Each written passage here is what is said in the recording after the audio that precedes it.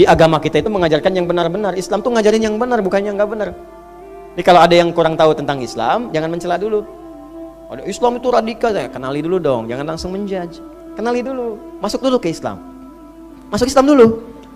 Kalau sudah masuk, belajar sholat, belajar puasa, belajar Al-Quran, yakin saya nggak akan keluar. Silakan. Karena Anda kalau belum tahu apa-apa, kan Anda datang kan, untuk Anda ketahui. Nyan? Anda belum tahu Senayan, ke Senayan. Belum tahu tanah kusir, tanah kusir. Belum tahu tanah suci, ke sana suci. Belum tahu ini, Anda datangi. Anda belum tahu Islam, masuk aja dulu. Ya, kalau belum siap syahadat, ya latihan dulu belajar.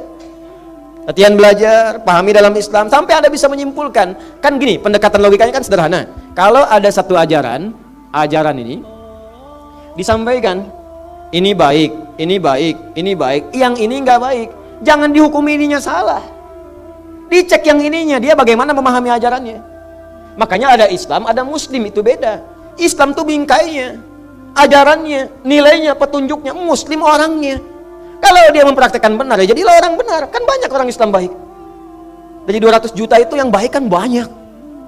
Coba cek, masa karena 1-2 orang berbuat yang salah? Dan karena salah memahami tentang Islam, lalu Anda hukum Islamnya salah. Saya sering katakan, Anda kalau pakai pecinya nggak muat, jangan kepalanya dipotong. Cari yang sesuai dengan peci Anda. Ya, pecinya cari, sesuaikan. Begini cara memahaminya. Ini banyak juga berita media yang tidak benar. Media itu aneh-aneh. Yang salah orangnya yang disebutkan Islamnya. Coba ISIS itu, kan singkatannya ke Islamnya. Ya, ISIS itu kan Islam yang disebutkan. Islamic dalam bahasa Inggris itu kan keajaran itu di akhirnya itu. Ke Islamnya, bukan orangnya. Itu perbuatan media tuh begitu tuh. Islam radikal. Jadi Islamnya yang digambarkan radikal. Kalau bisa ke Islam moderat saja, Islam liberal, Islam Muslimnya, orangnya. Itu dibuat cara berpikir kita itu seakan-akan nggak benar cara berpikirnya, sehingga menyimpulkannya keliru. Di kata Allah, Ad-Dinul Qayyim, Islam itu ajaran benar. Kalau nggak percaya silakan, tunjukkan pada saya dalam referensi keislaman Al-Quran dan Hadis sesuatu yang menyimpang bahkan dari nilai-nilai kebaikan. Nggak akan ditemukan. Silakan cek. Tentang mata disebutkan fungsi mata, tentang lisan disebutkan, tentang telinga, dari ujung kepala bahkan sejak pikiran. Jangan berprasangka buruk. Berarti kan ajaran kebaikan. Mata tatap yang baik, telinga dengar yang baik, mulut ucapan yang baik, sampai ujung kaki.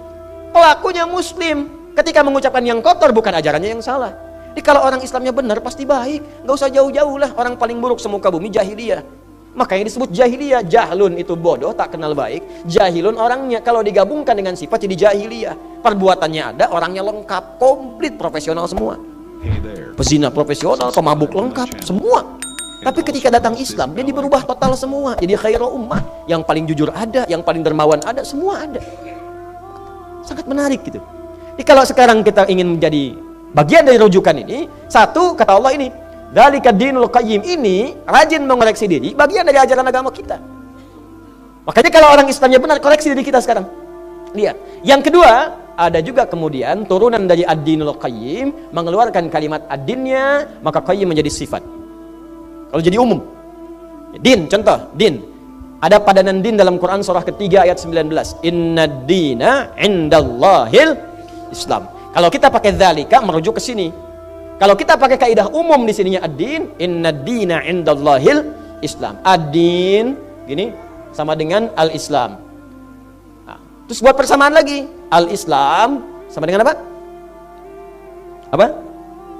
Kalau tidak tahu, katakan wallahu alam.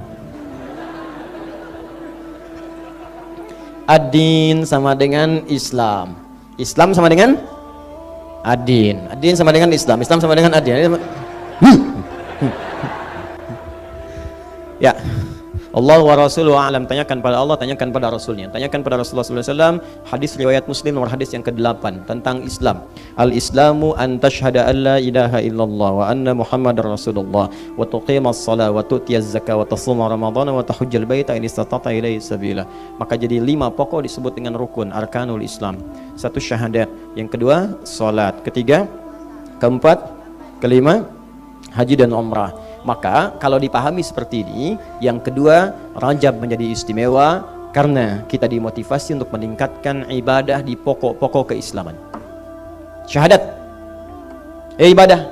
Bagaimana ibadah dengan syahadat itu diterjemahkan dalam bentuk ilmu. Belajar tentang ilmunya supaya yakin Allah itu Tuhan kita. Quran surah 47 ayat 19. Fa'lam annahu la ilaha. Cari ilmu supaya mantap la ilaha illallahnya. Jangan dikasih mie instan pindah. Kasih biskuit pindah, kasih sarung pindah. La ilaha illallah. Mie Pak, iya, pindah. Tidak. Mantap. Bagaimana bisa meyakinkan diri kita? Selesai. Terjemahkan dalam bentuk ibadah ritual supaya dibawa la ilaha illallahnya. Salat. Kan dalam salat kita la ilaha illallah. Asyhadu an la ilaha illallah. Tahiyat kita la ilaha illallah. Salat. Maka salat di Rajab latihan, tingkatkan ibadah. Mulai sekarang keluarkan salat sunnahnya, sunnah-sunnahnya. Latihan salat yang benar. Zakat yang punya kewajiban, turunannya infak, sedekah. Latihan berinfak. Ya, latihan ibadah. Pendapat Ibnu Abbas radhiyallahu taala anhuma diikuti ulama salaf setelahnya sampai ke kita sekarang dan ulama-ulama yang lurus. Al-Qayyim, al-ulama ul-Qayyim, ulama garis lurus, ya. Mereka mengatakan apa kalimat-kalimatnya? Jika ada ketentuan dalam Al-Qur'an pada masuk yang ketiga, kalau dilarang berarti lawannya diutamakan. Dilarang, lawannya diutamakan. Pada bulan Rajab dilarang berbuat yang haram-haram, tinggalkan yang haram-haram, berusaha kita kerjakan. Lawannya yang halal-halal tingkatkan, kerjakan. Nah, kalau nanti spesifik dilarang, berarti dosanya 2 kali lipat dari hari-hari sebelumnya. 2 kali lipat. Nah, persamaannya kalau dosanya 2 kali lipat dari hari sebelumnya, ta'zim, diagungkan, maka pahala pun lawan daripada dosa itu digandakan dari hari-hari sebelumnya.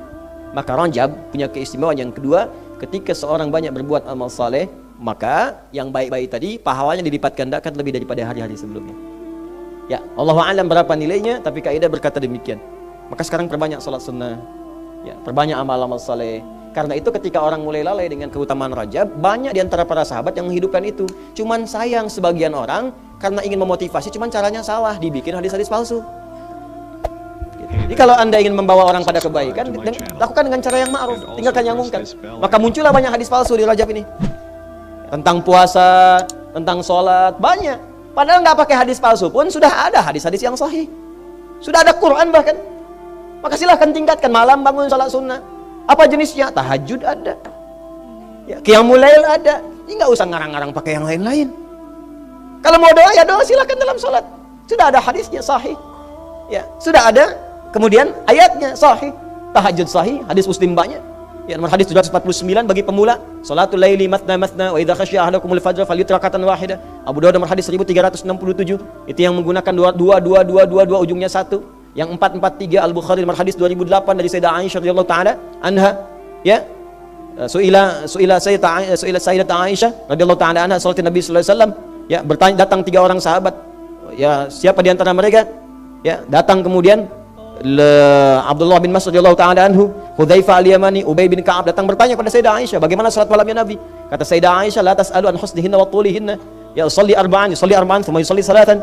Silahkan, mau yang 4, 4, 3, 2, 2, 2 ujungnya 1. Mau yang 11 silahkan, lebih daripada itu silahkan. Silahkan latihan.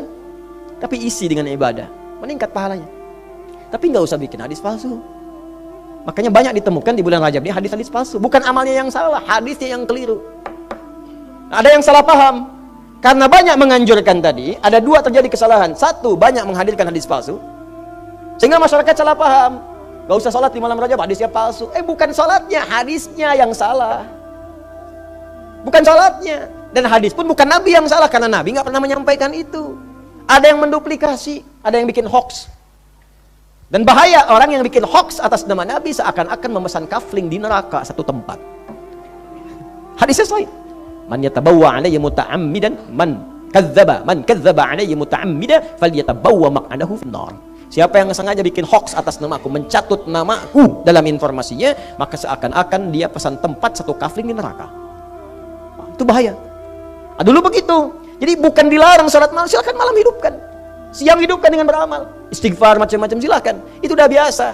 Ini kesalahan pertama. Ada yang menduga masyarakat gak usah sholat, gak usah puasa, gak usah gini. Kenapa? Karena hadisnya palsu. Itu yang palsu. Tapi kan yang sahih ada, Joni. Pakai yang sahihnya. Itu sunnah. Gak mengerjakan, gak apa-apa. Cuma kalau merasa banyak amal, gak ada dosa, silahkan saja, itu pilihan. Kita gak boleh memaksa. Nabi aja ingatkan, masa Anda yang bukan Nabi maksa? Fadzakir innama anta mudzakir lasta alaihim. Muhammad, ingatkan, kamu ini pengingat bukan pemaksa. Lasta alaihim musaitir, diingatkan oleh Allah. Ingatkan aja, jangan paksa. La ikraha fid. Nabi Muhammad ahli surga, tingkat surga paling tinggi, disayang Allah. Wa innaka la'ala khuluqin azim. Engkau pengingat bukan pemaksa. Ente bukan nabi, surga belum jelas. Nggak ada pujian dalam Quran bagi Anda. Kenapa Anda mesti maksa? Kalau nggak ikut Anda jadi dicela. Coba diingat-ingat lagi ke situ ya. Ini satu. Yang kedua, kesalahan kedua, jadi salah paham akhirnya. Sehingga salah paham jadi salah memahami. Kalau salah memahami, pahamnya jadi salah. Pusing kan? Apa yang kedua ini? Dulu ada kesalahan praktek juga, karena orang ini banyak tidak mengetahui dan mulai meninggalkan, maka sebagian para sahabat dulu sepeninggal Nabi SAW, bahkan orang-orang soleh menghidupkan ini. Bahkan ada yang merutinkan, saking rutinnya ini hampir seperti Ramadan saat puasanya. Maka ditegur oleh Umar.